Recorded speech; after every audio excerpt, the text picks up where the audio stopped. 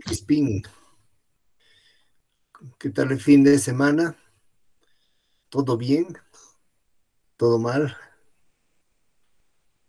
Cada día malas noticias de que se murieron los papás de alguien.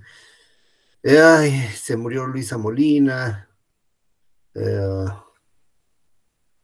y así. Esta mañana tengo que anunciarles, está mi querida Diana.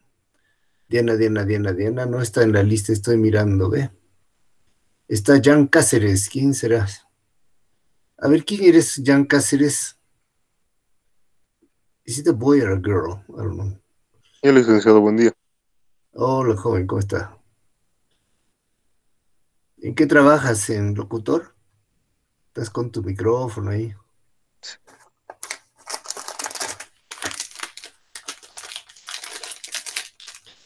Ah, la noticia es de que ayer revisé y corregí los trabajos extras que algunos alumnos hicieron para recuperar nota con el tema de la voluntad, del libro de la voluntad. Y la mayoría está bien, bastante bien, algunos muy sobresalientes, uno que otro esfuerzo apenas, o sea que ahí nomás no su nota. Eso, Diana, Alba, Flores, no está, no ha llegado. Bueno, luego la buscamos.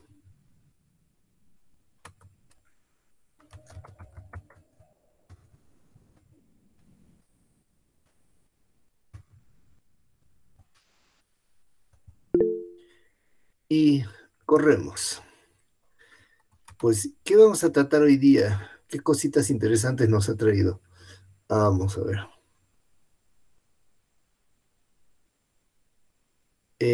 Déjeme abrir un par de... Sí. Introducción.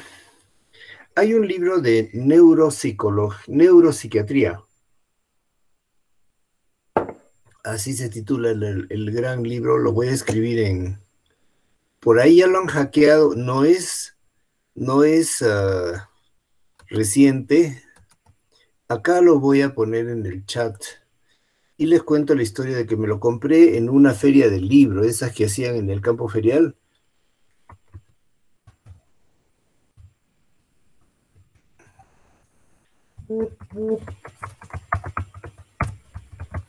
Aquí estoy escribiendo en el chat el título y el nombre del librito.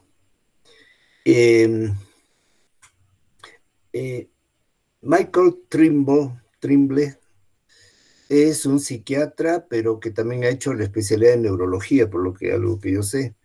Y ha escrito muchos artículos, es un tipo de científico que trabaja con enfermedades neurodegenerativas, o si como psiquiatra trabaja con esquizofrenia, él busca los aspectos neurológicos de la esquizofrenia, ¿no? Digamos que dónde está la neuroquímica que falla, dónde están las áreas cerebrales que son diferentes en el paciente esquizofrénico, y así en muchas enfermedades mentales, de manera que realmente, en vez de dividirse como dos especialidades que no se hablan, la neuropsiquiatría es más o menos, y creo que en un futuro, y él lo dice, ¿no? En el libro debería ser una sola. O sea que el, el campo, ¿no? Es un campo amplio, un campo muy amplio, y me recuerda que cuando estuve en Alemania, eh, el profesor que yo seguía, ¿no? Que me invitó, me decía que los psiquiatras tenemos que ver todo lo que es del cerebro. Ahí incluye la epilepsia, demencia, Parkinson, tumores cerebrales, para hacer el diagnóstico y todo eso. Después, alteraciones de la conducta o degenerativas, ¿no? Que no son Alzheimer, no son otras demencias, porque hay varios tipos de demencias. Y yo le digo, ¿y los neurólogos de qué hacen? Los neurólogos solamente de la columna, o sea, de la médula espinal para afuera, o sea, los nervios periféricos. Los neurólogos atienden trastornos neurológicos motores. Por ejemplo, las esclerosis múltiple, polio, parálisis, secuelas de parálisis, trabajan con rehabilitación y esas cosas. Es un enfoque alemán. El enfoque inglés es neuropsiquiatría. Si bien sigue habiendo instituto de neurología por un lado y instituto de psiquiatría por otro lado, hay, hay áreas en donde hay institutos de neuropsiquiatría y punto. Entonces, hola Alba, Dianita, tesoro, ¿no has llegado todavía? Buenos días, doctor. Aquí estás, hola, qué gusto. Pues nada, Diana, te quería decir junto a los demás que si tú puedes entrar a Google Classroom porque tú tienes el password y ya están las notas, baja las notas de los que expusieron y además presentaron su trabajo sobre la voluntad, ¿ok? Listo, doctor, está bien. Listo. Ok.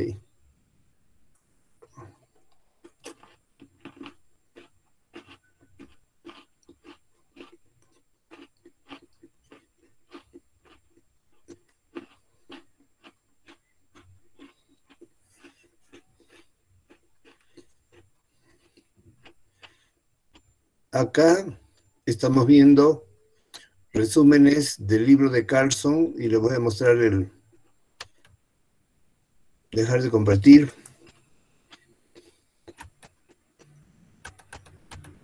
El libro de Carlson. Aquí está.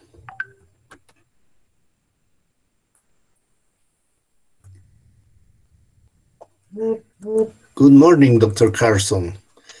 Ok, estamos viendo.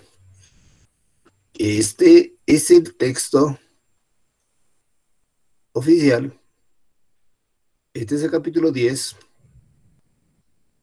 Se titula Trastornos neurológicos y estos son los contenidos. Tumores, trastornos convulsivos, accidentes cerebrovasculares, trastornos del desarrollo, los grandes trastornos degenerativos y los que son causados por enfermedades infecciosas. Muy bien. Con ver esta lista, nos damos cuenta que muchos de ellos son muy, muy amplios. La que estaba mostrando hace un momento, trastornos, accidentes cerebrovasculares, ahorita lo vemos. Convulsivos se refiere a los que producen ataques como la epilepsia. Y trastornos del desarrollo, el típico ejemplo es el del síndrome de Down o trastornos metabólicos hereditarios, como hay muchos, pero que tienen causa genética, ¿no? Y un temita que creo que deberíamos desarrollarlo un poco mejor, sustancias químicas tóxicas. Como ustedes saben, una buena parte de Bolivia es país minero. Y los mineros extraen minerales usando sustancias altamente tóxicas como mercurio y cianuro. Estoy seguro que hay lagunas en las serranías en donde lavan, y acá en el Illimani también han denunciado muchas veces a empresas chinas que les han regalado concesiones para que exploren oro en el Illimani y usan cianuro, y eso va a los lagunitas que están por ahí. Las lagunitas se van a los ríos y los ríos están contaminados con cianuro. A eso se refiere y por eso es interesante. En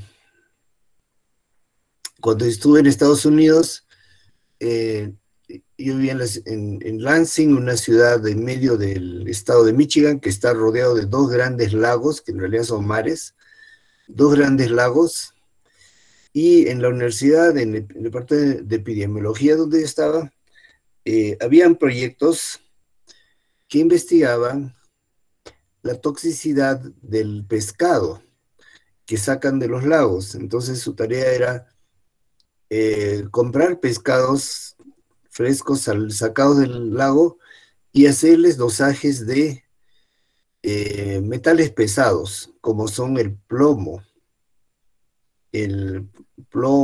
mercurio, cadmio. Porque los ríos llevan desechos tóxicos de las ciudades, por ejemplo, la pintura antiguamente tenía mucho plomo, la mezclaban con polvo, sales de plomo para que seguramente sea más densa y más resistente, ¿no? Las pinturas, pero cuando pasan 10, 20 años se descascara, se pela.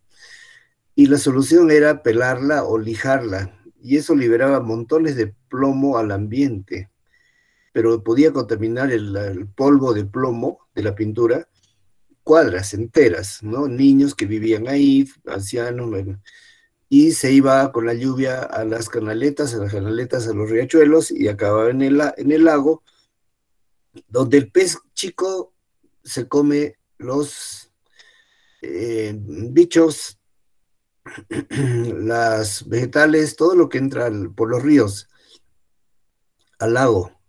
Y el pez grande se come al chico, entonces el plomo entra al lago, se lo come el pez chico, el pez chico se lo come el grande, y el pez grande se lo come el ser humano. Y han encontrado niveles altos de plomo en el pescado, de lagos, ¿no? Yo no sé si alguien ha hecho un estudio de la trucha del lago Titicaca, ¿no? De todo lo que venden, de qué contenidos de metales tiene. Pero nos vamos a dejarlo como pregunta para que nos pongamos en el contexto de que hay enfermedades neurológicas degenerativas que tienen que ver con la alimentación. El plomo en la gasolina, ¿no? Que está prohibido en muchos países, en Bolivia también ya la gasolina es sin plomo, porque el plomo en el escape de los autos es un gas que inhalamos.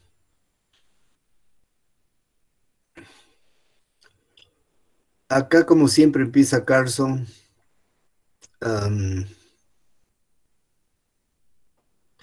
con un caso, ¿no? Mujer de 50 años, divorciada, cuyo pie empieza a temblar.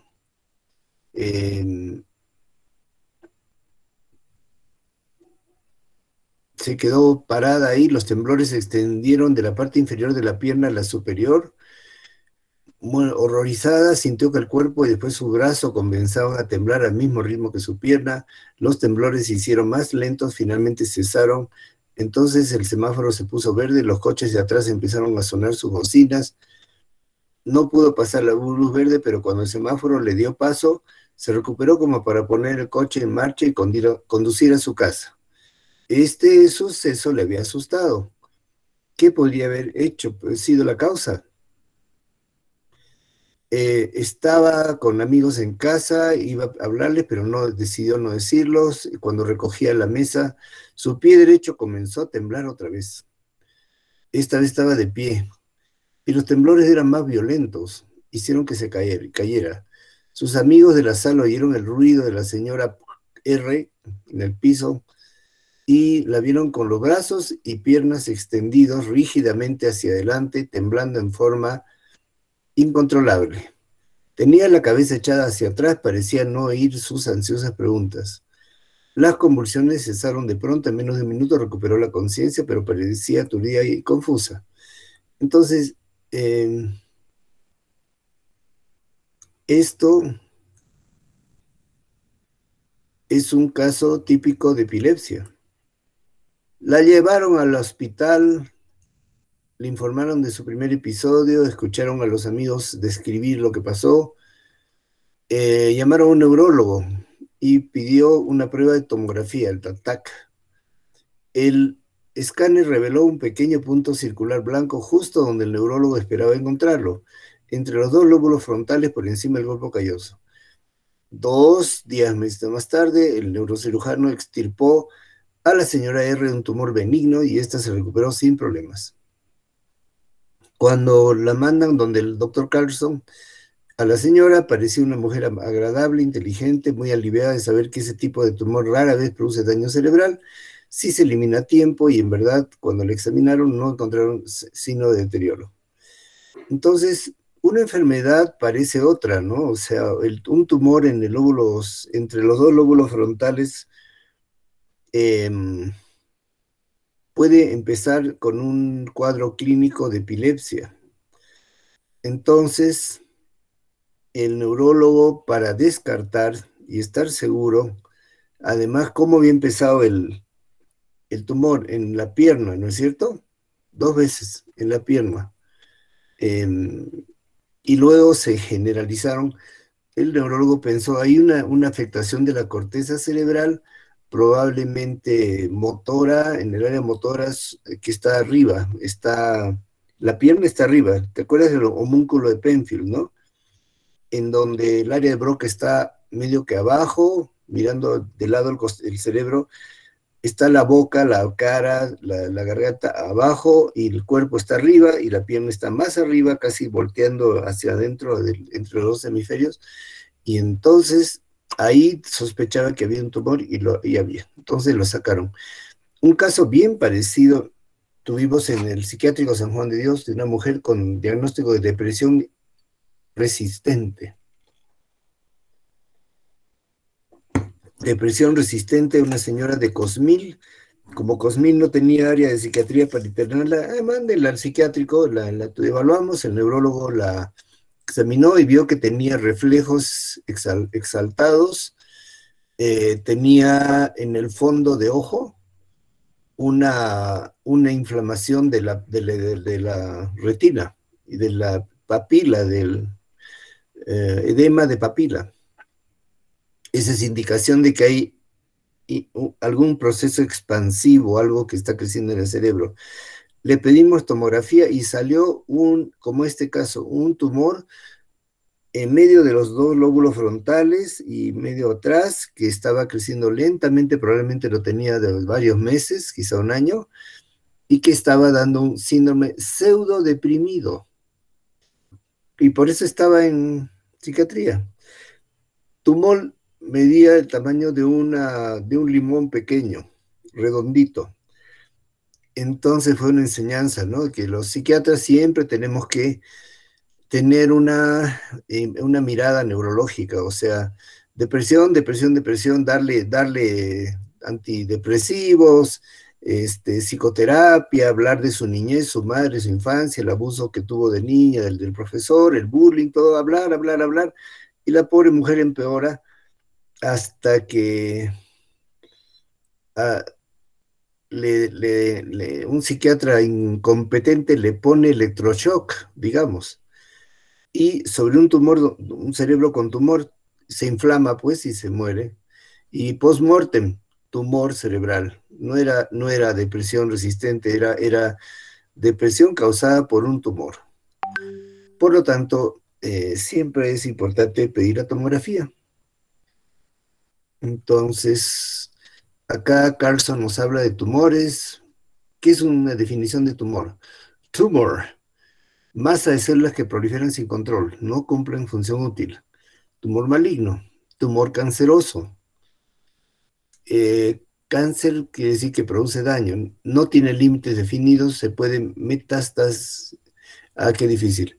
Metastizarse. Wow. Tu mamá te pregunta, hija, ¿qué aprendes en la UMSA? ¿Cómo pueden metastasizarse los tumores? Un tumor benigno no es canceroso, como esos que hemos visto en el caso de esa señora y en el caso de presentación, ¿no? tiene límites definidos, forma de limón redondito y tiende a metastasizar, a crear metástasis, más fácil. Y aquí está la palabrita, es el proceso por el cual el tumor se desprende de la célula, viaja a través del sistema vascular y desarrolla en cualquier otro lugar del cuerpo. Hay unos tumores del ojo que se llama melanoma. Y hay otro de la piel que también se llama melanoma o melanoma maligno. Es como un lunar que crece con un color violáceo así oscuro, sin bordes regulares, no es redondito. Otros tumorcitos redonditos bonitos, coquetos, no. Estos son como hasta levantados, gruesos, y esos, si crecen rápido y pica, probablemente sea un tumor de piel maligno. Y esos botan células por la sangre que recoge las venas y llevan el tumor a otras partes del cuerpo, y si lo llevan al cerebro o al hígado, crecen muy felices ahí porque hay mucha sangre y se auto replica, y cuando de un tumor que se llegó al cerebro crecen otros 10 tumores por todo el cerebro, por todo el hígado, por todos los ganglios, y el sistema inmunológico no puede hacer nada para eliminarlo, porque así es el cáncer. En esta lista tenemos tipos de tumores cerebrales y se clasifican de acuerdo al origen. Gliomas vienen de la glía. Y solo para que sepan, en grande hay que saber gliomas, ¿no? Vienen de los glioblastomas, de los astrocitos, astrocitomas, del ependimoma, de las células ependimarias que revisten los ventrículos, meduloblastomas del cuarto ventrículo y así.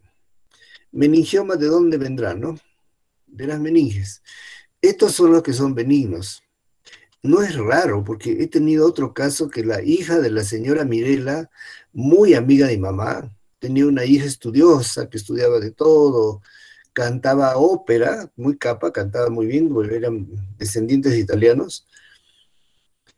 Estudiaba, ¿qué estudiaba? Comunicación social y además teatro, ópera, muy capa.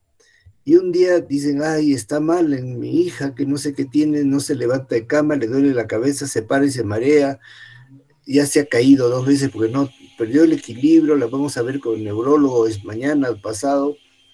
Y antes que la vea el neurólogo, le vino un síntoma de meningioma muy claro, vómitos explosivos. Esto pasa en los chiquititos, también bebés que les da meningitis. ¿Qué es vómito explosivo, doctor? ¿El bebé agarra y explota? ¿Ah? ¿Se vuelve un vómito? No, es un vómito en el cual la expulsión del contenido del intestino del estómago es tan violenta que sale como manguera, así, ¡zum! Así como un tubo, y se proyecta 1 metro. O sea que es muy diferente que cuando te has chupado y estás intoxicado de alcohol, tu intestino no aguanta tanto alcohol y está irritadísimo. Vas al baño y es como cascada, o sea, botas al water, ¿no? A donde sea, ¿no? Pena, ¿no? A la calle, ya. Pero no, pues no lo proyectas así, ¿no? A 1 metro. Entonces, la Mirela, la hija de la señora Vita, tuvo vómitos explosivos, dolor de cabeza, y de ahí se quedó mareadísima, no, rapidísimo, rayos X, meningioma. Una bola debajo de la meninge justamente, porque es externa, ¿no ve? Que cubre el cerebro, y era ya medio grande, o sea que había inflamado por edema, por hinchazón el cerebro, y cuando hay eso, pues el cerebro tiene una reacción de tóxica, de vomitar, ¿no? Se lo sacaron y quedó perfecta, y ahora ya ha grabado discos como cantante de ópera. Nunca más. Ahora, ¿qué pasa? ¿Se acuerdan que teníamos una hipófisis que produce hormonas que está debajo del cerebro y debajo del hipotálamo? ¿Y qué hace la hipófisis? Que acá es más fácil, segregan hormonas. Entonces, hay tumores de la hipófisis, o sea, de glándula. Esta es una glándula, ¿correcto? Sí. ¿Qué tipo? Mira, una pregunta para que piensen. ¿Esta producirá hormonas peptídicas o esteroides? Corre el micrófono, el reloj. Estamos en clase, yo los miro a los ojos, se esconden debajo de su, ¿no? De su chalina, no me miran, y le digo, a ver, fulanito, ¿qué clase de hormona libera la hipófisis? ¡Ting! Suena la campanita y no, nadie sabe. Y las dos opciones son péptidos o esteroides. Se lo dejo para después. Neurinoma viene de tejido que recubre los nervios craneales, por eso no es igual a un meningioma, ¿no? Esto es en los nervios craneales, puede ocurrir en el nervio óptico, puede ocurrir en cualquier nervio periférico salido ya de la médula. Ahora, en el cáncer metastásico hay un tumor, por ejemplo, de seno, que se va por la sangre, hace metástasis y por la sangre va y se encuentra un lugar lleno de circulación y oxígeno donde se prende, donde las defensas no lo pueden eliminar y crece y se vuelve un tumor pues enorme en el cerebro o muchos tumores. Acá hay otros dos que son angioma, células de vaso sanguíneo, o sea que lo que forma las venas y arterias crecen tumores. Pinealoma, de la glándula pineal. Un glioma es un tumor cancerígeno compuesto por uno o varios tipos de neurogliocitos, o sea, de la glía, ¿no? Células gliales. Y para espantarnos, acá tenemos sección de un cerebro humano donde se puede ver un extenso glioma. Y la parte interior es como necrosada, porque va creciendo para afuera, y la parte interior, incluso como que no le importa el tumor, no tiene un proyecto, pues, ¿no? El tumor es simplemente crece, crece, crece a los lados, se necrosa, y acá incluso ha invadido el ventrículo lateral derecho e izquierdo. Este de acá es otro tipo este es un supergigante meningioma, un tumor benigno, pero es tan grande que ha desplazado la línea media. El ventrículo lateral derecho está obstruido, este hueco acá tenía que ser como este, ¿no? Lleno de líquido. Y esto viene de las meninges, pues. Han hecho un mal diagnóstico y tardío. Esta línea media tendría que pasar por esta parte, por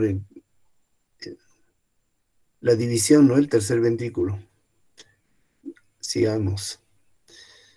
¿Y esto qué es? Un glioma localizado en la región dorsal de la protuberancia. ¿Ven la flecha? Protuberancia anular, ¿no? Este es el cerebelo, entonces ha crecido en esta parte. Este es fatal, porque este es un espacio muy pequeñito, acá hay un hueco por donde sale la médula y acá hay muy poco espacio, porque todo está dentro de la bóveda craneal. Y empieza a dar síntomas y luego cuando se detecta, lamentablemente se le tiene que decir que no hay curación. Algunos, como dice acá, son sensibles a la radiación, se pueden destruir con radiaciones. Por lo general, un neurocirujano elimina la mayor parte del tumor y luego aplica radiación a las células restantes. Es un tratamiento convencional.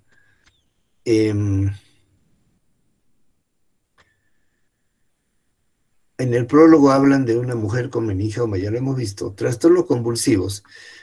Punto aparte. Una pregunta, los miro a los ojos, señalo a ver a quién llamo, ¿no? Entonces, ¿quién puede tener convulsiones? A, solo los epilépticos; B, las personas que tienen tumores; C, los que han comido chancho mal cocido, ¿no? Que tenía quistes del parásito ese cisticerco, ¿no? Esa es una opción. O los que han tenido un derrame cerebral, o todo. Y la respuesta es todos. O sea, cualquiera de nosotros puede tener convulsiones. Una gran parte se deben a epilepsia, que es un desorden eléctrico de la corteza cerebral, todo el cerebro, pero de la corteza cerebral más, y estas chispas eléctricas se generalizan y viene el cuadro típico, como hemos visto en la introducción, de que una pierna empieza a sacudirse, una pierna y un brazo, luego se sacude y ya pierdes el control, temblores tremendos, y luego la persona pierde conocimiento y todo el cuerpo empieza a sacudirse. En las convulsiones hay una fase tónica, que es una fase de contractura fuerte, y que la persona se acaba de caer al piso, da un grito muchas veces, ¡ah! Así, ¿no? Y todo el mundo, ¿qué le pasa? ¿No? Dice, ha puesto duro, mira los ojos para arriba, para un lado, y luego de gritar y ponerse duro, vienen ya las sacudidas. Eso se llama convulsiones tónica, que es la contractura dura, y clónica, las convulsiones con sacudidas. Muy bien. Los trastornos convulsivos son la segunda parte más importante de los trastornos neurológicos después del accidente cerebrovascular. 2.5 millones de personas en Estados Unidos, que es una crisis epiléptica, exceso de actividad repentino de las neuronas, ya está. Las convulsiones tienen de muchos tipos. Acá hay definiciones, ¿no es cierto? Secuencia violenta de movimientos musculares incontrolables.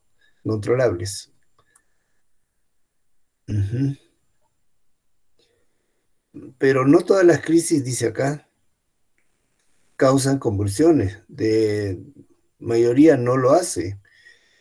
En la antigua tradición religiosa, las crisis se consideraban castigo divino o posesión del demonio. Pero Hipócrates observó que los soldados y gladiadores que sufrían traumatismo cráneoencefálico, o sea, daño en la cabeza, padecían crisis similares, y dijo que las crisis tenían un origen orgánico. Y acá hay una clasificación de tipos de crisis, y ustedes como psicólogos les voy a explicar un par de cosas, pero primero vamos a ver otro tumor en el epéndimo, que es dentro de la cavidad, ventrículos laterales, tercer ventrículo o más abajo del epéndimo, es el tubito que está dentro de la médula, ¿no? Y adentro puede crecer, igual que como puede crecer, pueden creer que hay un tumor que se llama mixoma, que parecido a esta desgracia y tragedia, puede crecer dentro del corazón. Dentro del corazón, sí, uy, qué grande que se hizo, uy, por Dios. Ya, lo voy a checar. Dentro del ventrículo, de la aurícula en realidad. El ventrículo es el que bombea la sangre, la bota, ¿no? La aurícula recibe la sangre. Y ahí he visto yo en patología algún caso de un tumor como una bolita, que es como un pólipo que crece dentro del corazón. Y este es uno que se llama ependimoma, que creció dentro del ventrículo. Y acá que se ve,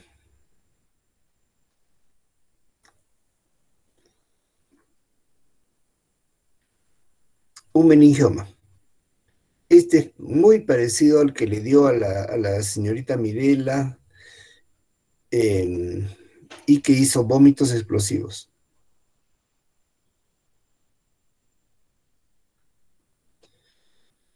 Acá hay el concepto del aura. Unos segundos antes de que ocurra una crisis, la persona suele sentir un aura. Probablemente se deba a la activación de las neuronas que rodean al foco de la crisis.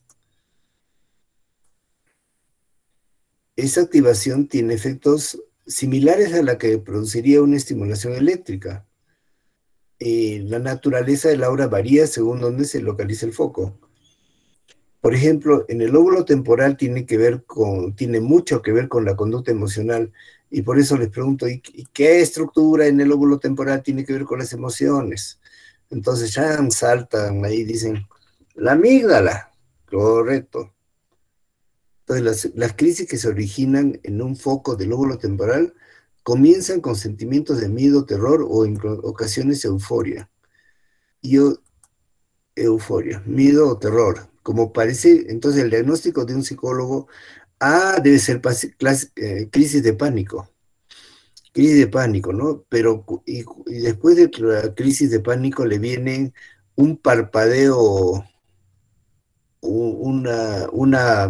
o sea, y se sacude el brazo o pierde medio la conciencia, se confunde por unos minutos y luego vuelve. Entonces eso no es un crisis de pánico típico. Esto tienen que estudiar los neurólogos. Una crisis puede ser parcial, en donde hay un sacudir solamente la manito o guiñar el ojo, y ya está. Crisis generalizada afecta a la mayor parte del cerebro.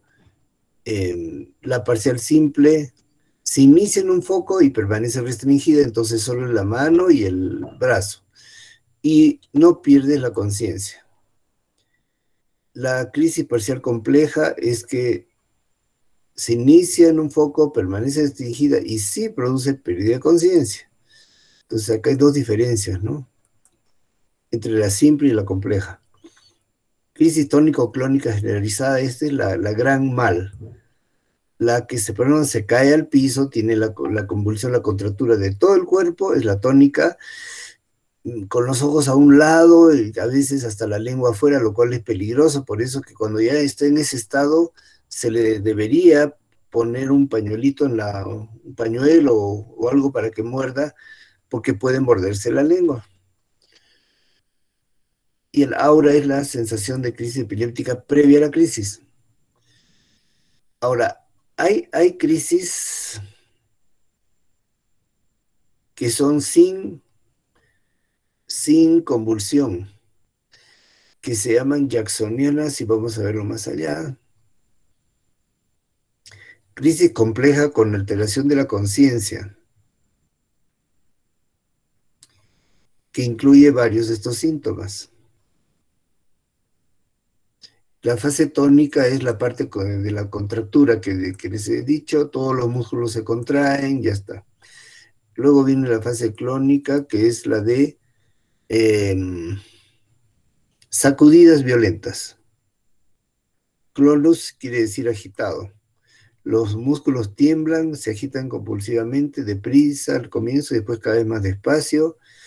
Los ojos giran, la cara del paciente se contorsiona, puede morderse la lengua, hay sudoración, salivación, y dura más o menos 30 segundos, luego se relaja y respira, con pero así, profundamente. Y puede despertarse brevemente, pero se cae extenuado, mucho sueño.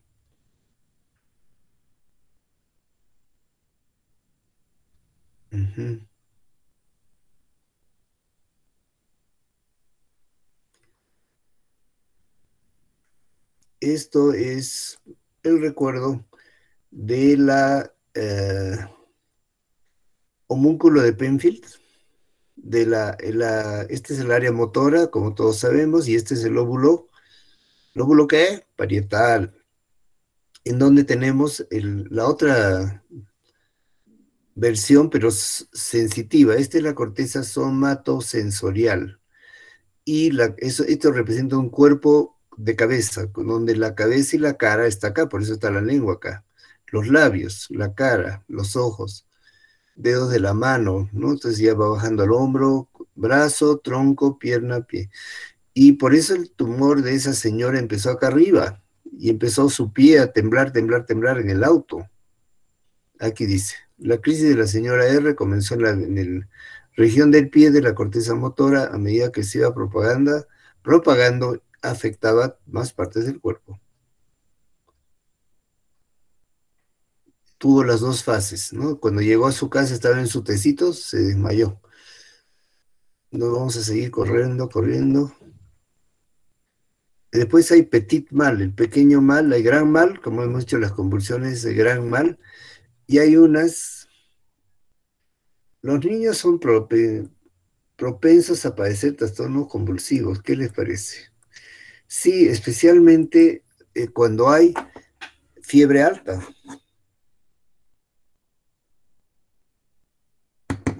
Y muchos de ellos no tienen convulsiones generalizadas, sino accesos de ausencia.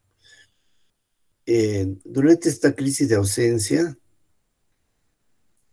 que se considera como generalizado, dejan de hacer lo que están haciendo, quedan con la mirada perdida durante unos cuantos segundos o parpadean repetidamente.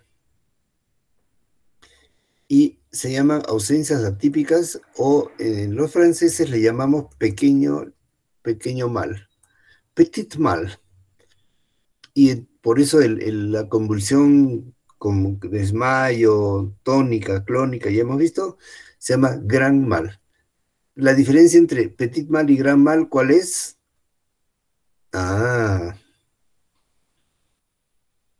entonces, mira, pero qué cosa más interesante. Pueden ocurrir más de varios cientos de veces al día. ¿Qué? O sea, que el Jaimito puede estar convulsionando cientos de veces al día, claro, pero por segundos, unos cuantos segundos. Está copiando, se queda colgadito y luego sigue copiando. Está mirando la pizarra, se queda colgado y sigue, ¿no? Y eso se repite. Y a muchos de estos niñitos se les considera faltos de atención y motivación.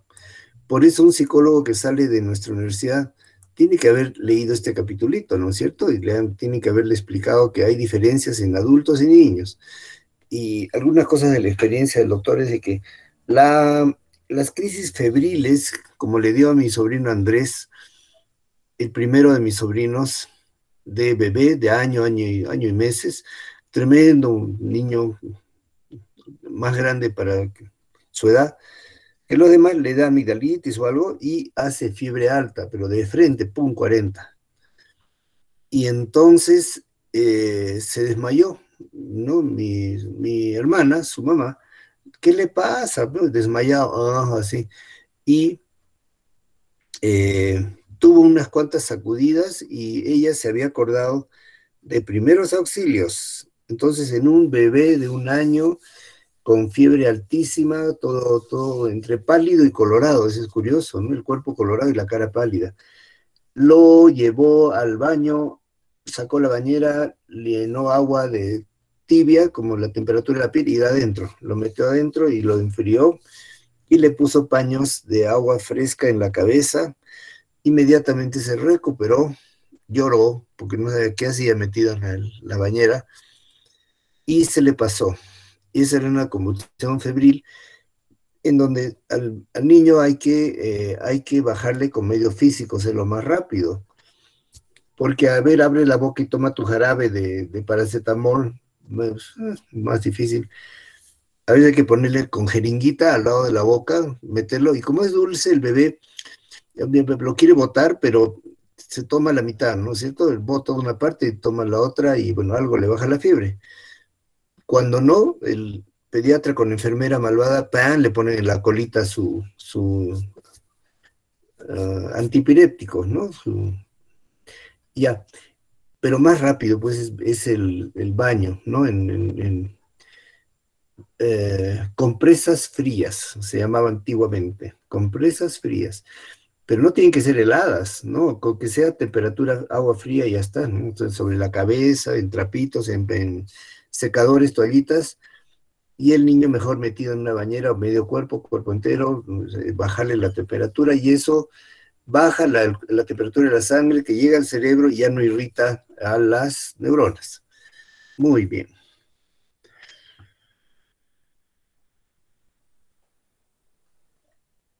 Acá está el problema.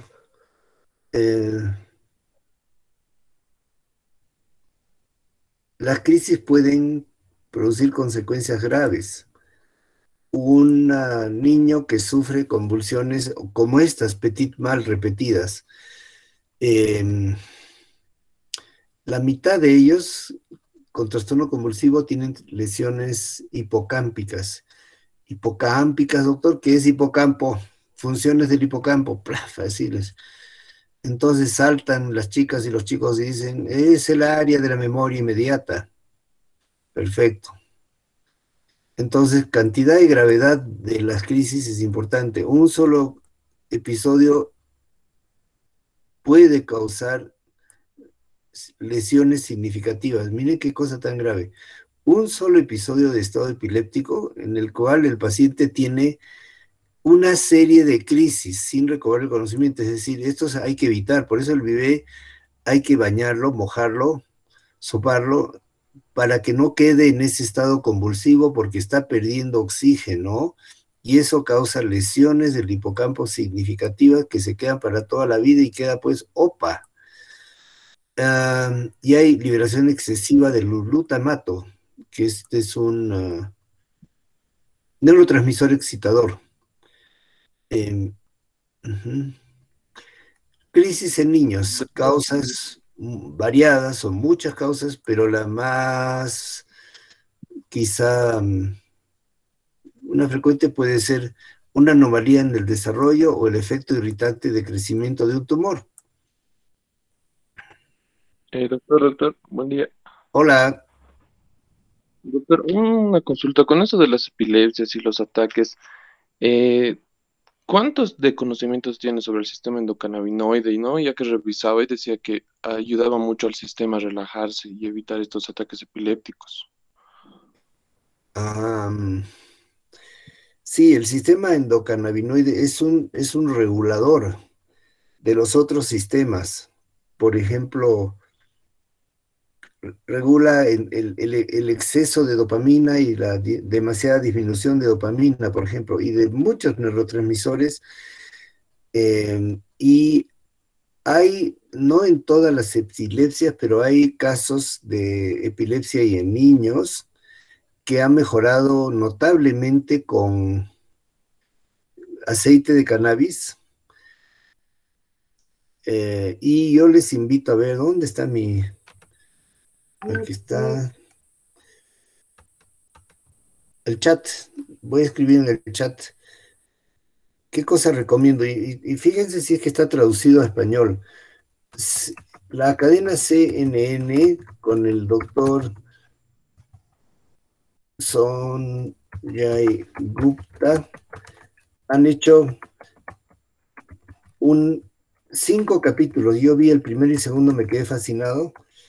WID 1 a 5. Ya está en el chat. En el WID 1, este doctor Gupta, que es digamos, el clínico médico que ahora está hablando un montón del COVID, ¿no ve? Del COVID, la vacuna, las consecuencias. Hace unos años se dedicó a investigar este tema de la cannabis medicinal. Entonces conoció a niños que tenían, otra cosa que hay que escribir, síndrome de Dravet.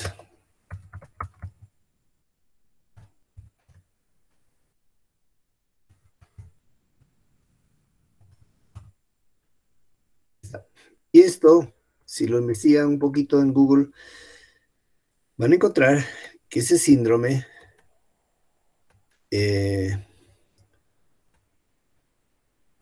es un tipo de epilepsia repetitiva en bebés y en niños durante la primera infancia, estos primeros 5 años, que no responden a los antiepilépticos normales, usuales, y sí responden al aceite de cannabis. ¿Cómo funciona? Porque es un regulador de reguladores, porque el CBD, pero no el THC, porque hay plantas, en 3 palabras, la cannabis es una planta como el geranio. Geranios hay de flores blancas, rojas, lilas, todo color.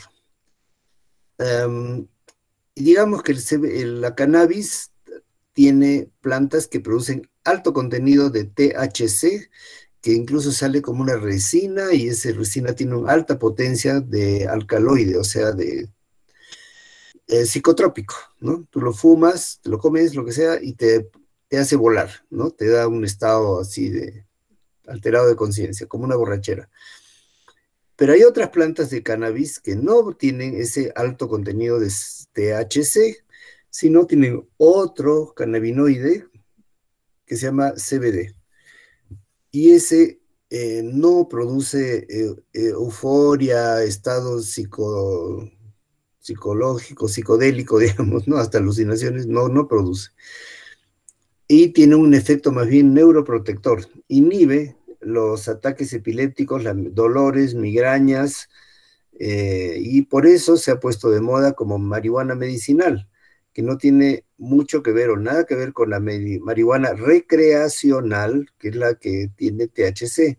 La medicinal ya se está probando en Bolivia uno que otro caso de uso compasivo, como analgésico para dolores de cáncer, como anticonvulsivante, especialmente para el síndrome de Dravet de niños, o de epilepsia de difícil manejo, que los antiepilépticos lo intoxican al pobre bebé más que curarlo. Y eso, y también para qué es, para dolores de diferentes tipos de neuralgias, esa del trigémino, cuando el dentista toca el nervio trigémino de la cara, duele por años, ¿no? La herpes, el dolor de la herpes zóster, de la piel, ¿no? Da vesículas y queda dañado los nervios y duele por años. Entonces esa es tu respuesta. ¿Está bien? ¿Eso querías saber? Bien, ¿O sí, quieres muchas aclarar? gracias. No, muchas gracias. Es un tema interesante que, como dices, recién se está empezando a tocar acá y que en varios lugares ya está desarrollado ya.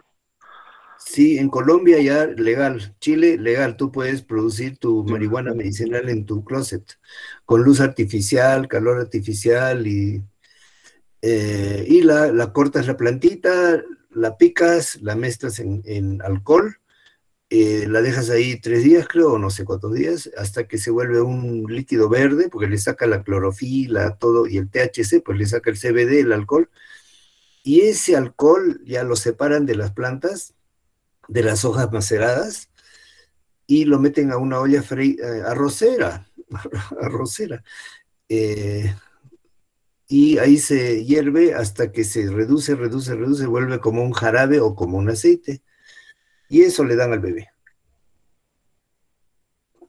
O sea que en varios países regionales cercanos a nosotros, ni qué hablar de Uruguay, y ahí es legal el uso recreacional como el uso medicinal. Un tema muy lindo. Hay charlas un montón de charlas en YouTube sobre cannabis, regulación de cannabis, uso de cannabis medicinal. Hay en España, hay foros, montones. Hay en inglés también charlas de capacitación para personal que a ti te contratan, te dan unas 5 charlas sobre qué cosa es, qué es sobre el otro, y que cómo tienes que ofrecer sin ser un narcotraficante, ¿no? El uso médico del CBD, ¿no? Y bueno, me han contado que hay gente que ha viajado a Estados Unidos y que se ha comprado gomitas, como gomitas, como gelatinitas, ¿no es cierto? Con THC, pero así potente, fuertísimo. Entonces lo han probado y wow, todo el día, les ha durado horas. Otros compran aceite, otros compran galletas, otros chocolate con cannabis, yo no sé, una maravilla, de todo hay. Entonces aquí vamos a hablar de, quiero ver mi libro, ¿dónde está la parte de abajo? Ahora quiero de mi manito, aquí está. Ya. Ausencia y estado epiléptico, 2 conceptos importantes. Este es tipo de trastorno compulsivo frecuente en niños, periodos de falta de atención, que no recuerdan posteriormente, y se llama petit mal, pequeño mal. Hace 30 años, me acuerdo, vinieron los de un laboratorio a ofrecerme Rivotril, un nuevo derivado del diazepam. Y me dice, esto es clonazepam. Clonazepam, marca Rivotril, está indicado en gotas para el petit mal. Es excelente, es el tratamiento, me hacen ver un video, veo el video, fantástico, el niño antes y después de las gotitas, se le van esas ausencias en que está perdido, así, y también nos explican, ¿no? Que cuanto más haya y más tiempo haya eso, más lesión del hipocampo, ¿no es cierto? Entonces, más falta de desarrollo de la memoria. Grave.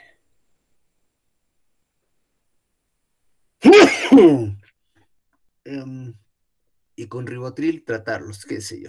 Bueno, después han salido otros medicamentos que hacen más o menos lo mismo, que no devienen del diazepam.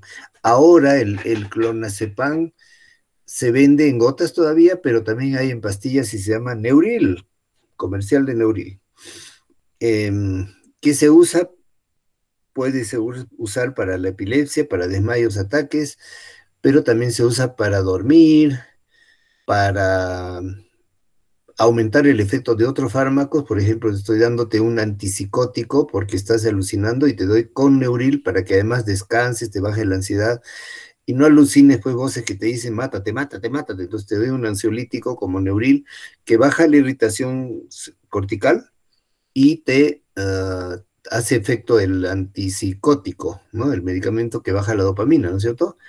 Entonces le ayuda, pues, ¿no? Y estado epiléptico, esto, estatus es otra palabra, va a entrar en estatus, es algo, una emergencia médica.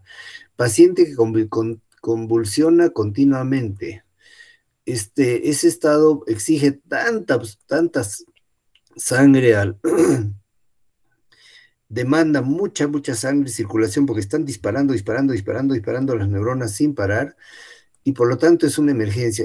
Tiene que ponérsele diazepam a la vena, pero una tras otra hasta que se le pase, o congelarlo, ¿no? A ese sí ponerle agua helada, o una combinación de diazepanes, clonazepanes, lorazepam, ¿no? En Estados Unidos usan Ativan, lorazepam, porque es un anticonvulsivante derivado del diazepam también, pero muy de acción rápida. Se pueden morir los pacientes con estado epiléptico. A ver.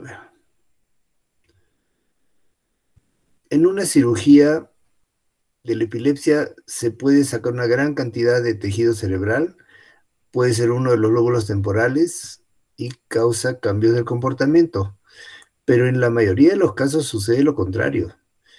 El rendimiento de los pacientes en las pruebas neuropsicológicas mejora. Miren que esto, ¿cómo puede mejorar el rendimiento al extirparle el tejido cerebral? Y obtenemos la respuesta considerando qué ocurre en el cerebro no durante las crisis, sino entre ellas.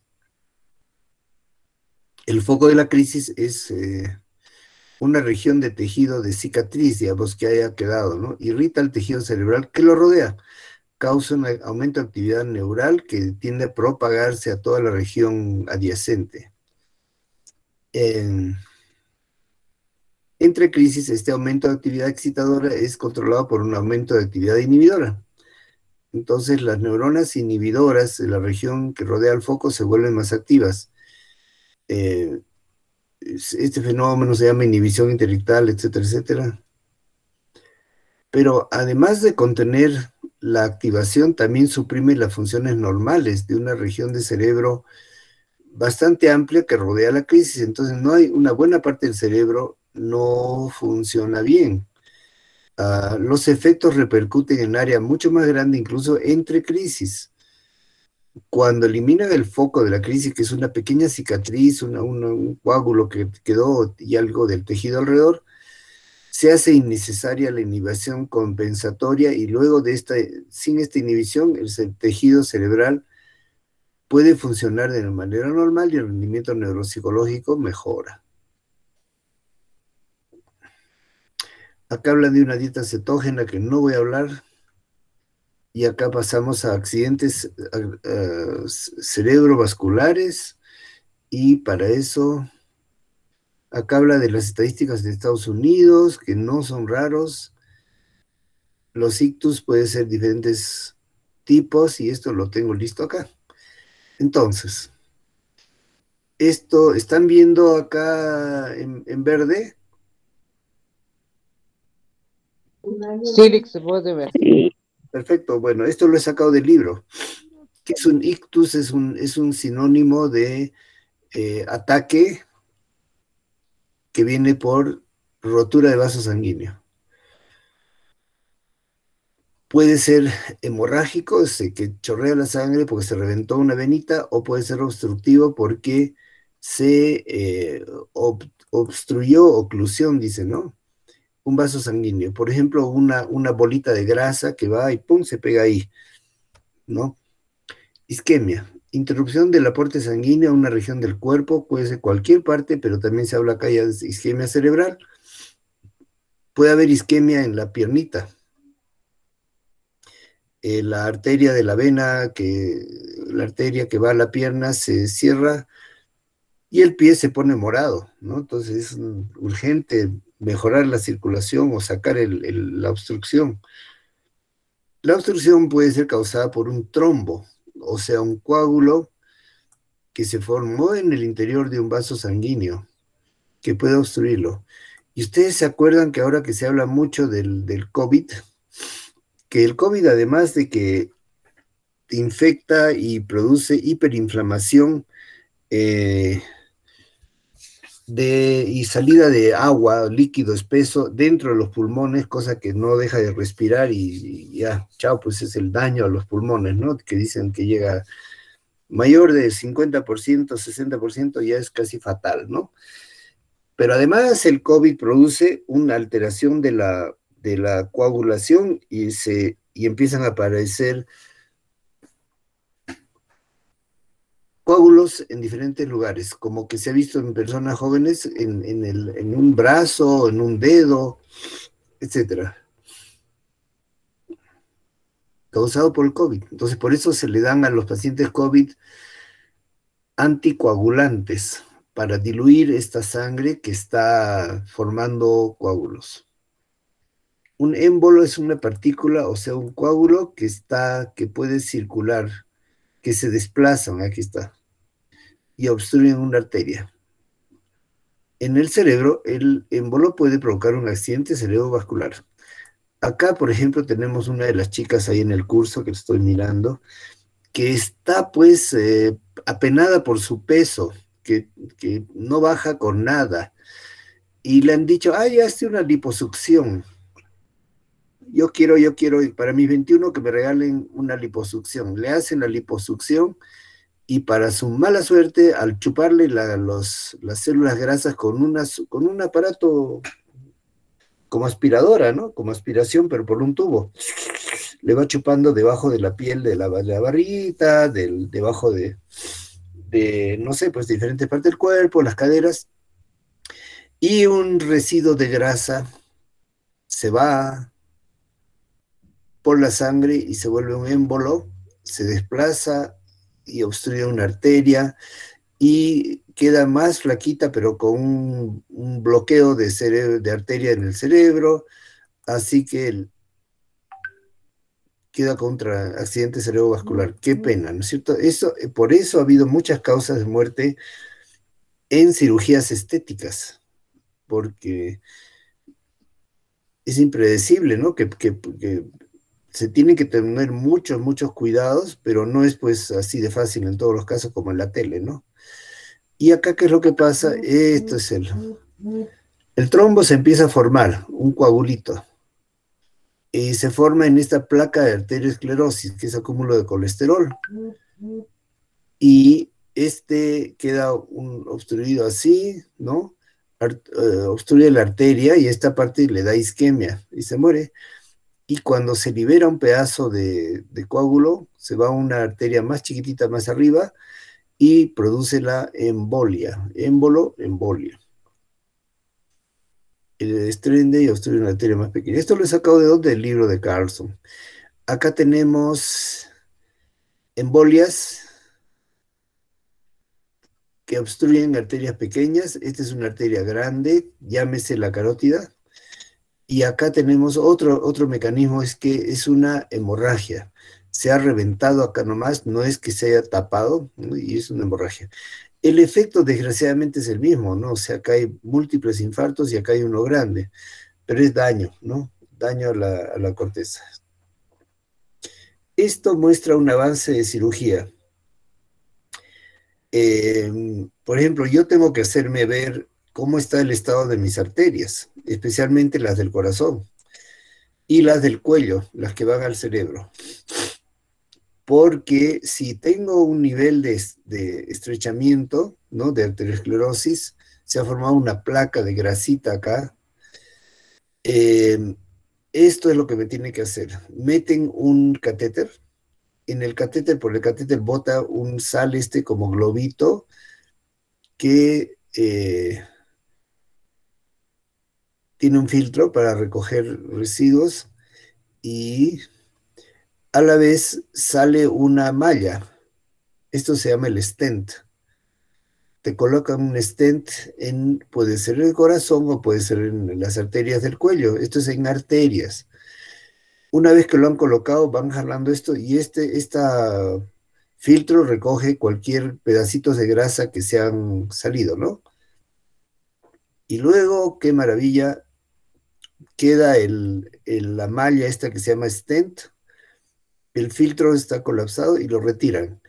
Entonces, tejido conjuntivo se desarrolla alrededor del stent y abre, no permite que la placa se cierre, que se cierre a este nivel, ¿no? Que apenas pase el catéter. Y acá, por acá, ¿va a pasar bien la sangre? Claro, pues por supuesto. ¿Y va a mejorar la circulación del cerebro y del corazón? Por supuesto. Bueno, esto también es resumen del libro de Carlson que he preparado. Acá resumen que hay trastornos neurológicos a muchas causas. Hay diversos trastornos neurológicos.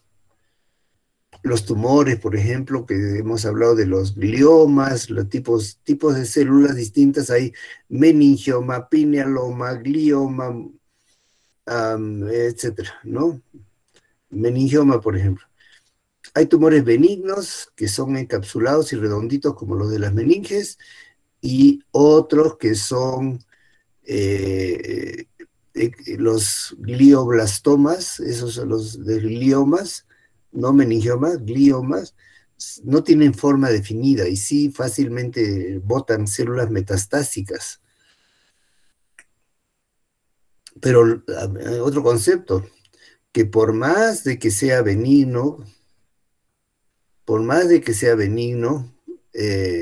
esté encapsulado, no bote metástasis,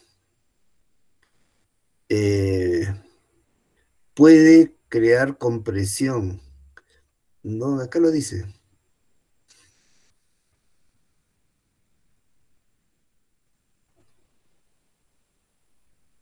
Aquí está. Los tumores producen daño cerebral por compresión.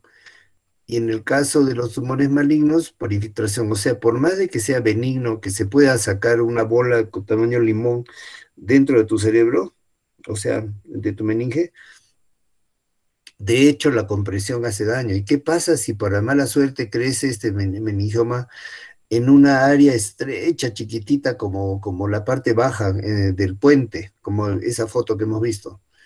Incurable, pues, intratable, ¿no? No se puede sacar y sacas el puente y sacas todo lo que son, dejas paralizada a la persona. Entonces, sigamos. Las crisis epilépticas, ya sabemos que son, hay parciales, localizadas, generales, clónicas, tónicas, hay parciales complejas, parciales simples.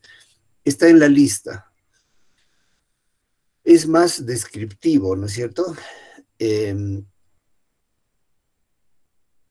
¿Por qué ocurre un foco? Por un foco.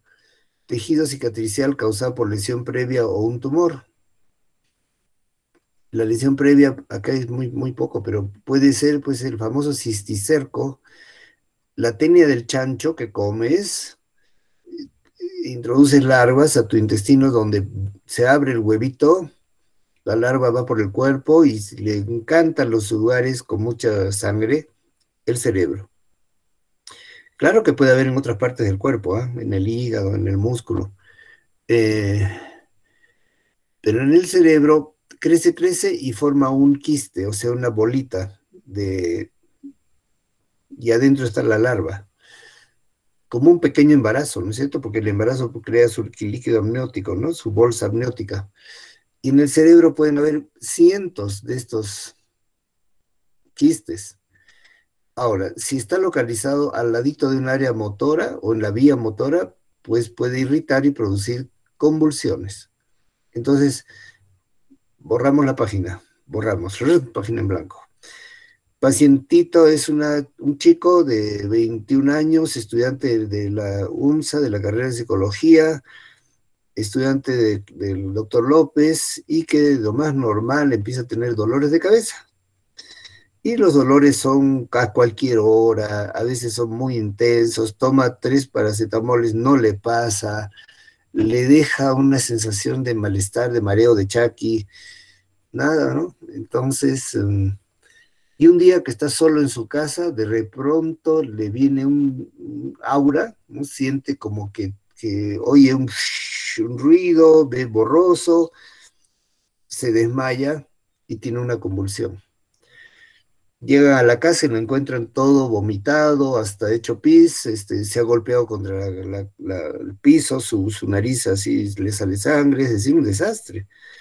Lo llevan a emergencia, le hacen los exámenes y ven que ya está recuperando, no hay daño neurológico, pero ha tenido una convulsión, es lo más probable, ¿no? Con relajación de esfínteres. O sea, eso indica que es algo bien real.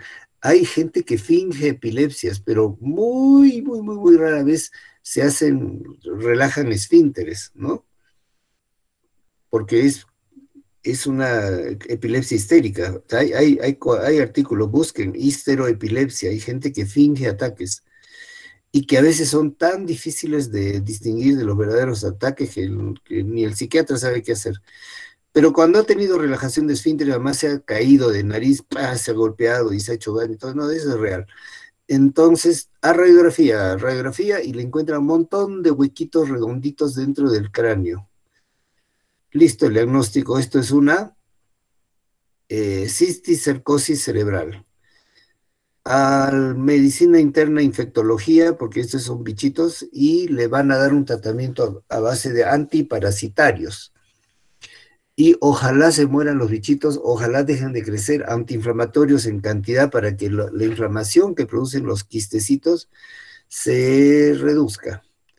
Entonces, acá cuando habla de lesión previa, ¿no? De un tumor, pues hay miles de cosas, hay pequeño derrame, una malformación de las neuronas, de las capas de las neuronas, pero viene de nacimiento y eso es congénito y listo, ¿no? O cuando no, un tumor. Entonces, las crisis parciales comienzan con un foco, producen un aura, son sensaciones especiales, como les digo, sonidos, sabores, olores, cambios en lo que ves, como ver como brilloso, como ver como la tele así en puntitos, ¿no? Cambios de ánimo también. Y luego viene la crisis de medio perder la conciencia.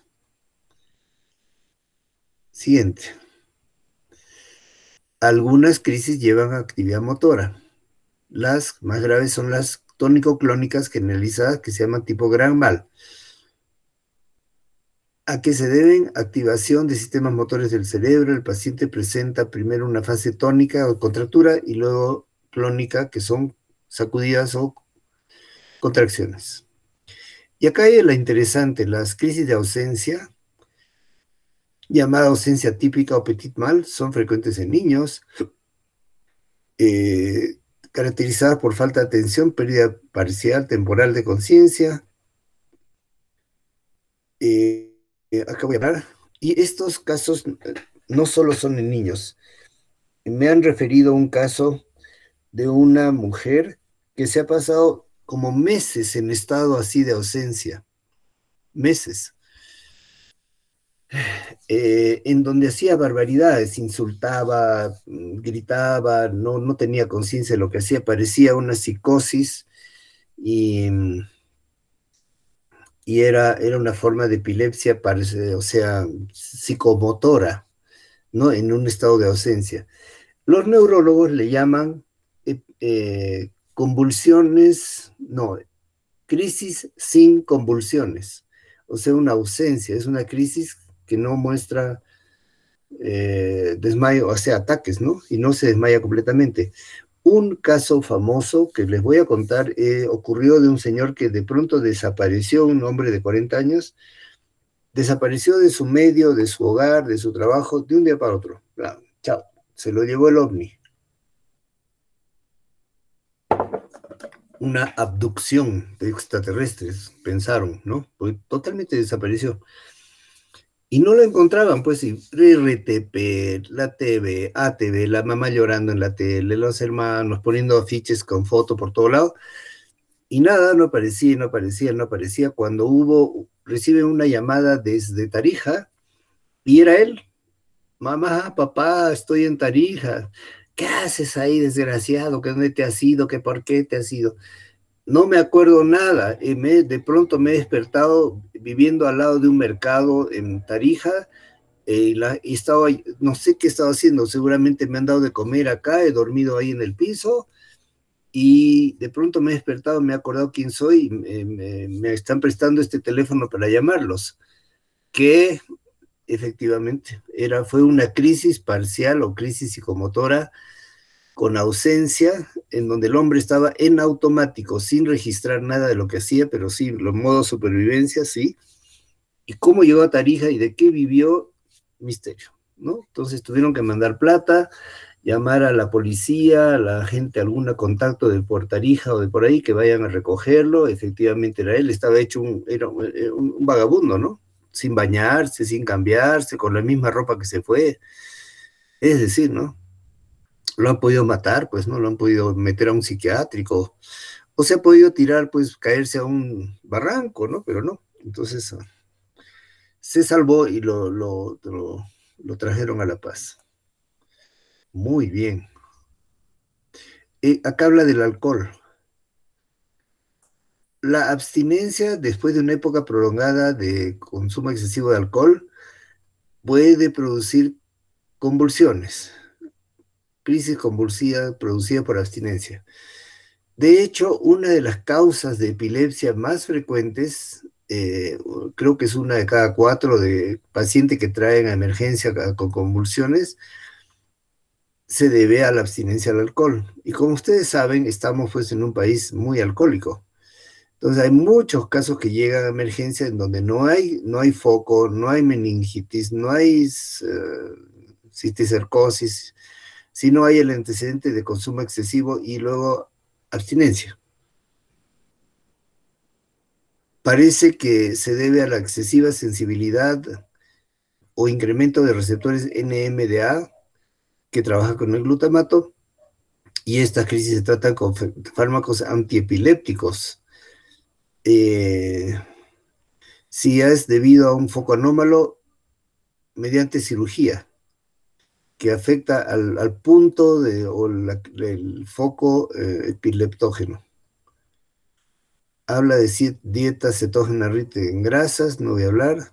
Uy, se me fue.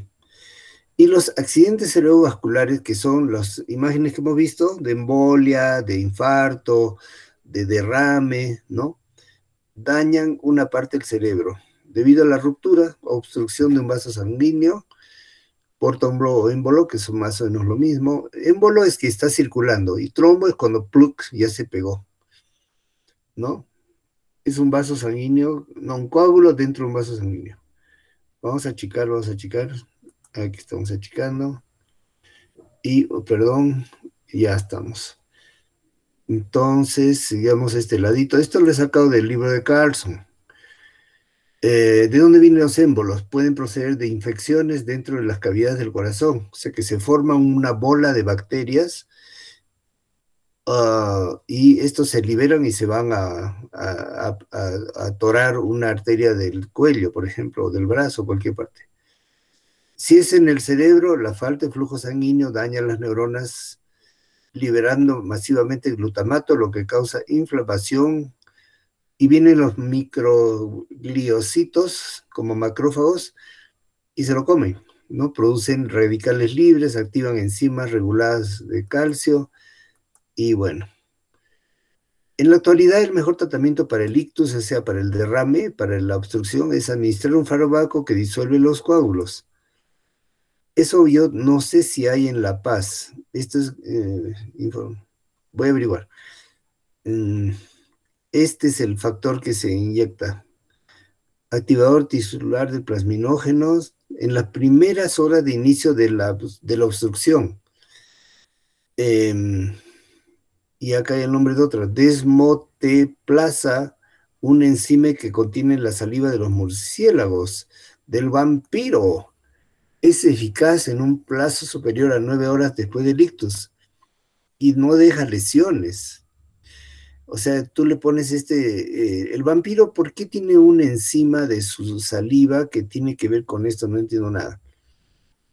El vampiro viene y te ve pues ahí bien gordito, lindo, precioso, durmiendo ahí cerca de las cuevas de Sorata, ¿no ve? Y dice, tengo hambre, acá ha llegado un paseño, pues gordito. Y viene y ñam, te muerde y te inyecta la saliva que tiene un anticoagulante para poder chuparte la sangre, porque es vampiro. Y chupa la sangre y se va, y tú no te das cuenta, y quedas con una heridita, como 2 dientecitos en alguna parte, y te dormiste muy bien, peor cuando te has tomado demasiadas cervezas. Y bueno, han descubierto que ese anticoagulante se puede sintetizar y lo puede inyectar y puede disolver trombos. ¿Listo? Luego, se puede utilizar un stent, que es endoarteriectomía carotidia. O sea, entrar y absorber y chupar la arteriosclerosis que hemos visto en la imagen, o poner una especie de malla como stent que reduce la probabilidad de padecer ictus en personas con placas. Yo estoy preocupado, les cuento, porque mi primo, que se llama igual que yo, Rodolfo, un día nos dicen, casi se desmaya en el club de tenis, es un tipo flaco, no fuma, toma muy poco, muy sano en su dieta. Pero lo que más era deportista, cada fin de semana pasaba sábado y domingo jugando tenis, o si no era golf, si no era pelota, lo que hubiera. Él era deportista, y delgadito, pues súper sano. Yo lo he visto correr carreras así, medias maratones y todo. Cuando me llaman que esté en la Clínica del Sur, entonces voy a verlo en su cuarto y estaba muy bien, ¿no? Me dice, pues, vine de emergencia, me examinaron, me hicieron un electrocardiograma y había como una señal de que había faltado oxígeno en mi corazón. Qué preocupante, pero el cardiólogo dijo, bueno, va a tomar anticoagulantes, esto y lo otro. Y bueno, 3 horas después se estaba yendo a su casa con un amigo que lo estaba por llevar, y en la puerta de la clínica otro mareo, otra vez que se quería caer. Entonces no, le hacen ya no sé, ecografía o tomografía, y detectan que hay una obstrucción de vaso sanguíneo, ¿no? En el corazón. Y ahí se quedó nomás, pues en la clínica. Viene el cardiovascular, le mete un catéter por la pierna que llega hasta el corazón, no me pregunten cómo, busca la arteria carótida, no, esa es la del cuello, las arterias del corazón, y le pone el stent. Entonces al día siguiente lo voy a ver y estaba de lo más bien, ¿no? Estaba circulando su sangre, le habían puesto su parche, digamos, dentro de la arteria y quedó muy bien. Y ahora ha hecho una dieta bárbara, sí, pero súper vegana, para no comer nada animal, y está igual de flaco, pero hace su deporte y está muy sano. Bueno, acá nos habla de terapia de constricción junto a la observación, no lo vamos a dejar. Porque conceptos de... Y acá tenemos, ya hemos visto esto, factores de riesgo a los ictus, a los derrames, a los arteriosclerosis cerebral. ¿Qué creen? Diabetes, cómo se mejora con dieta y medicamentos, tabaquismo, van a ser las 9, 8:59, vamos a saludar a nuestro curso, a ver quiénes están por acá, vamos a ver, tenemos 55 alumnitos. ¿No, Diana? ¿Y está Michelle? Querida Michelle, la que graba nuestras clases. A ver. No veo, un ratito. Se Sí. llama Eliana, doctor. Hola, Dianita. Tesoro. Se llama Eliana. Eliana, pues, pero Eliana Michelle, ¿no es? Ya, Eliana. Hola, Eliana, tesoro lindo. Diana, ya he pasado las notas, corregido los trabajos. Ahí está, Michelle Callejas Flores. ¿Tienes cámara, mamacita, para conocerte? Como dijo el lobo, pues, para verte mejor. ¿No? ¿Estás despeinada? Ya, está bien. En otra, ¿ya? Ya, tesoro, ya. Entonces, Diana, junta las notas de Google Classroom de los 10 alumnos que hicieron el tema de la voluntad y le sumas sus puntitos a favor para que salven, levanten su nota, ¿no? Y me vuelves a mandar la lista. Entonces, pero acá no me ven porque estoy presentando yo. Últimas líneas del tema que estamos hablando. Seguimos viendo factores de riesgo, ¿correcto?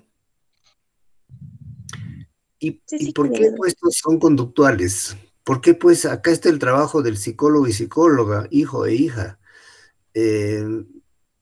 Cambiar la conducta para controlar la diabetes con dieta, medicamentos, psicoeducación, dejar de fumar, controlar la obesidad, bajar de peso, hacer tratamientos si no se puede, dieta y ejercicio. Hipertensión arterial, otro gran asesino silencioso, como se dice, ¿no? Tratar la hipertensión con pastillas como yo tomo, losartán, y reducir la sal. Para la diabetes, reducir el azúcar y también reducir, porque el doctor López tiene que bajar de peso. Me lo han dicho 2 médicos en la semana pasada, ¿no? Entonces, antes que el chanfle me lleve, porque me dio dolor de espalda y había sido pues un tema de desubicación de mi cadera, de mi columna, por sobrepeso, simplemente que mejora con sobrepeso y fisioterapia, y bajar de peso. Entonces, azúcar, harinas blancas, demasiado carbohidrato, prohibirme dulces, etcétera, etcétera. Sigamos. Ups. Control del colesterol elevado en sangre. Hay que hacerse análisis cada año y, si es necesario, controlar con dieta o tratamientos de antilipemiantes, se dice, o sea, medicamentos que bajan las grasas. ¿Y qué más dice acá? El ejercicio es bueno para estos factores de riesgo. Entonces, lo que va a hacer el doctor López es salir a caminar. Con mi contador de pasos de mi teléfono Samsung, voy a meterle 6,000 pasos mínimo. Eso más el control de azúcares, dieta, ya, chao mis tortitas, pastelitos, chocolatitos, chao, ni modo, refrescos, Coca-Cola, todo eso, ni hablar, tiene muchísima azúcar. Y acá dice, al menos 20 minutos de caminata al día consumen suficientes calorías para bajar de peso. ¡Yeah! Entonces eso es lo que tengo que hacer. Y ustedes aprender a enseñar a la gente eso, ¿no? Y acá tenemos una niña que tiene un trastorno neurológico congénito, no hereditario, pero sí debido a la ingesta de alcohol que leen acá. Fetopatía alcohólica. Anomalía congénita debido a la ingesta de alcohol por una mujer gestante. Entonces, ustedes, chicas, tienen que saber que se tienen que cuidar y que tienen que educar a las mujeres en edad fértil o que están empezando a embarazarse, a cortar totalmente los primeros 3 meses, todo, incluido, obviamente, alcohol y tabaco.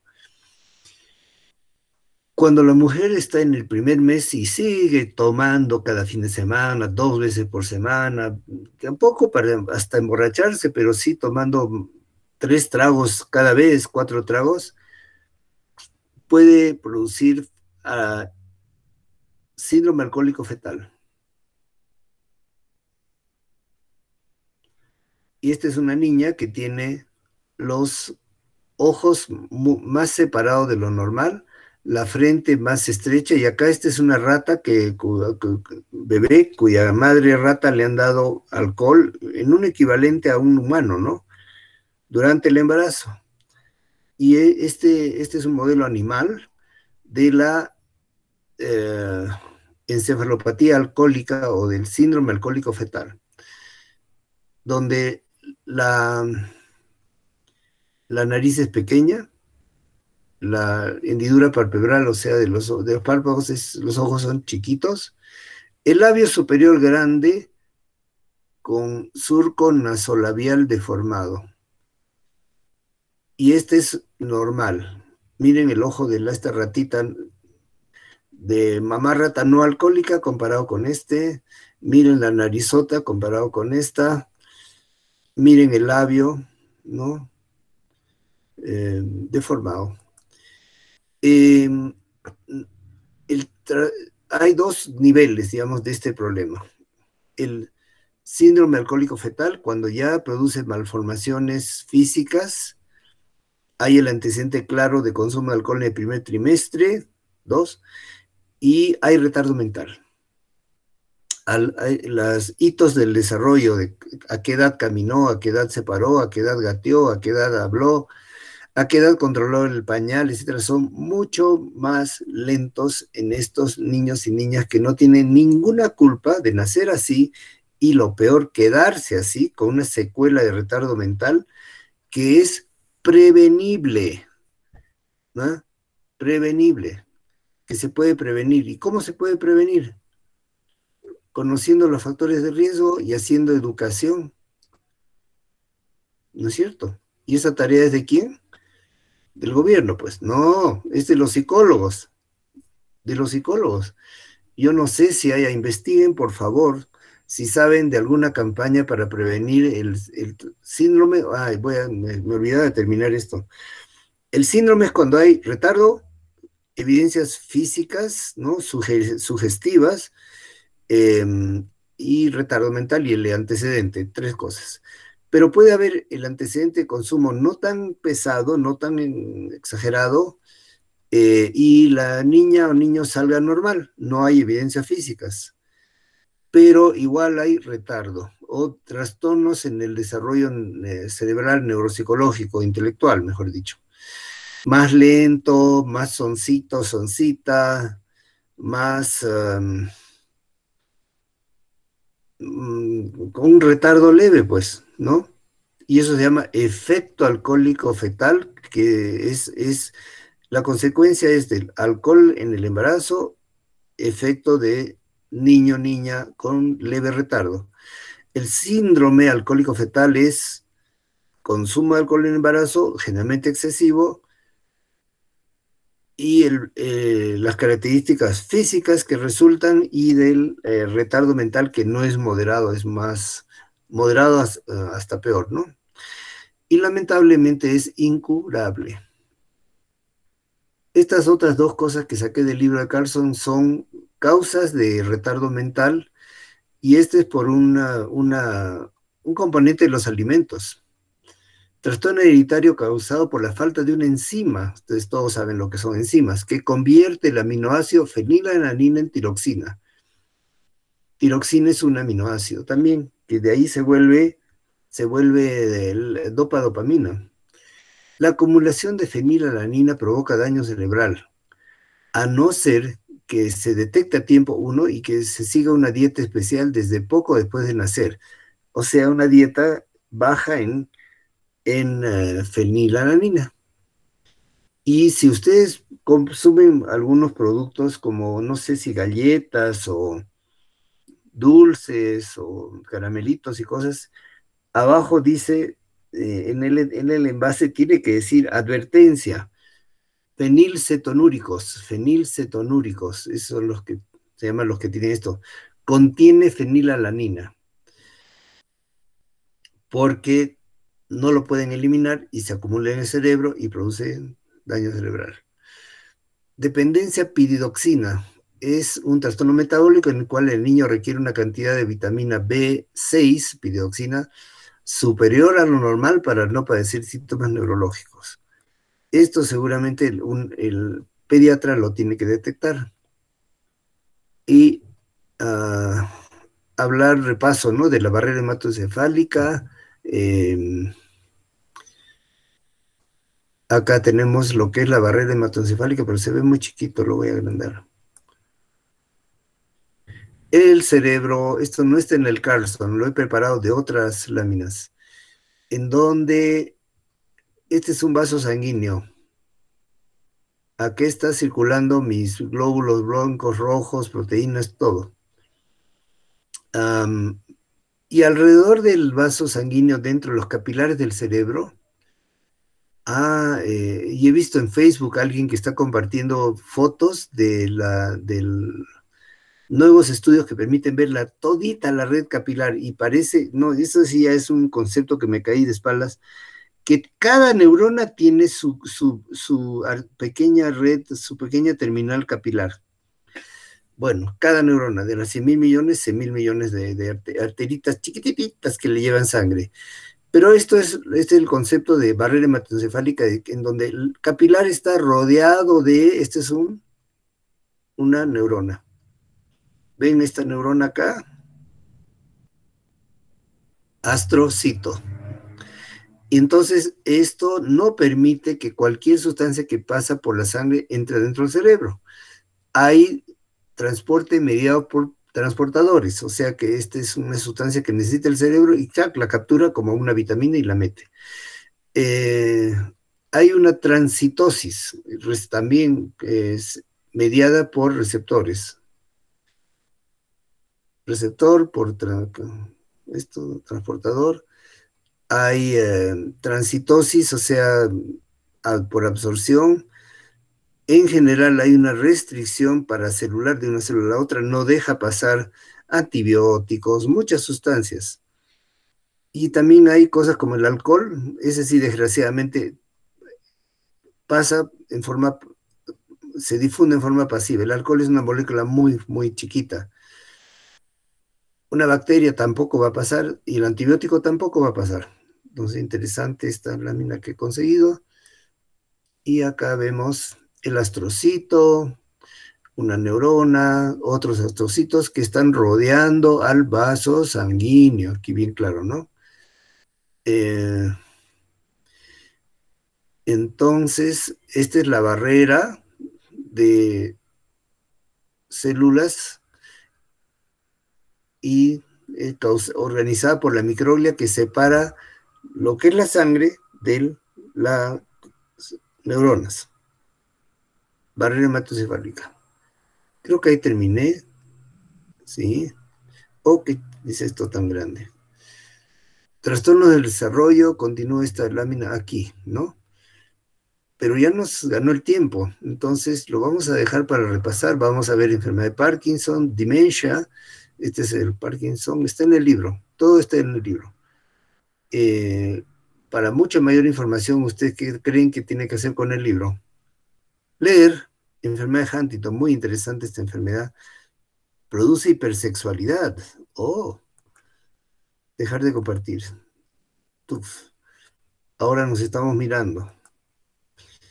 Más o menos. Entonces, en mi calendario que estoy mirando acá, hoy 31 de mayo, tenemos pendientes, o sea, vamos a tener una clase más el martes 2, luego el 7, el 9, y creo que ahí ya vamos terminando. El 14 podemos hacer un repaso porque el 17 examen final. Y de acuerdo al cronograma que hemos hecho, y además Diana se los va a recordar, lo va a escribir en el chat, este viernes 4 ustedes me responden un cuestionario. ¿Cuestionario? Sí, un cuestionario que ya les mandé. Y entonces el cuestionario tiene 10 preguntas.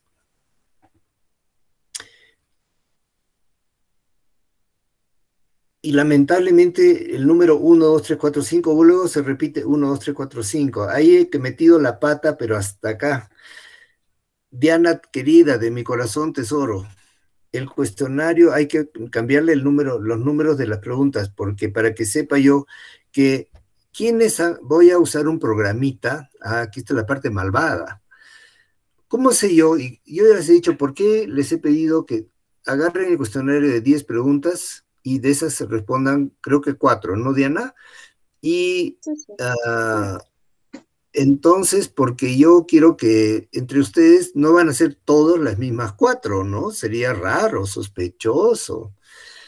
Entonces puede haber cualquier combinación de preguntas entre cualquier combinación de estudiantes, cosa que, bueno, yo no me aburra, no haya tanto transporte pasivo de trabajos de unos a otros, ¿no?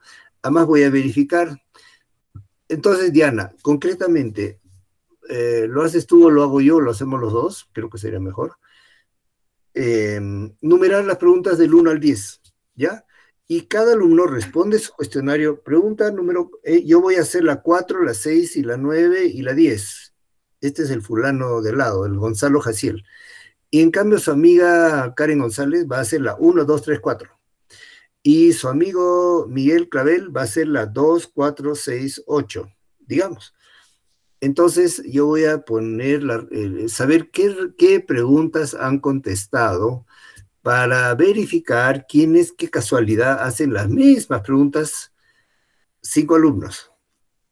Entonces, para eso simplemente tengo que tener el número de las preguntas del 1 al 10. ¿Listo, Dianita? Y mandamos un recordatorio. Yo también lo voy a tener que hacer esta noche antes de dormir. Y de esta manera nomás que me despido para verlos el miércoles. Una pregunta, disculpe, antes Querida. El cuestionario es hasta medianoche, ¿verdad? Que esté habilitado para la entrega. Ay, ¿por qué dejan al último minuto? Sí, es hasta medianoche, pero hay gente que se pasa incluso y dice, ay, no, que no me di cuenta de mi reloj, o que justo a esa hora se entró un virus. Vayan entregando hasta la tarde, por favor. Bien, entonces, hasta quizá 10 de la noche. Digamos 10 de la noche, a esa hora voy a estar apareciéndome, llamándolos, creando un grupo como este y viendo ya quiénes han entregado o no, comentarles. ¿Ok? Listo, está bien. Entonces, pero estamos lunes, han tenido el fin de semana, ya tenían las preguntas. Ahora lo único que tiene que hacer al informe, ponerle pregunta 1 con qué pregunta es, ¿no? Lo que dice el texto. La 1, la 2, la 3, la 4, o si no, la 2, 4, 6, 8, lo que tú quieras. Listo, doctor. Listo, está bien. más dudas al chat y con Dianita. Y hablamos cualquier cosa, Diana. Te recuerdo lo de las notas que ya califiqué. Adiós. Bien, hasta luego, doctor.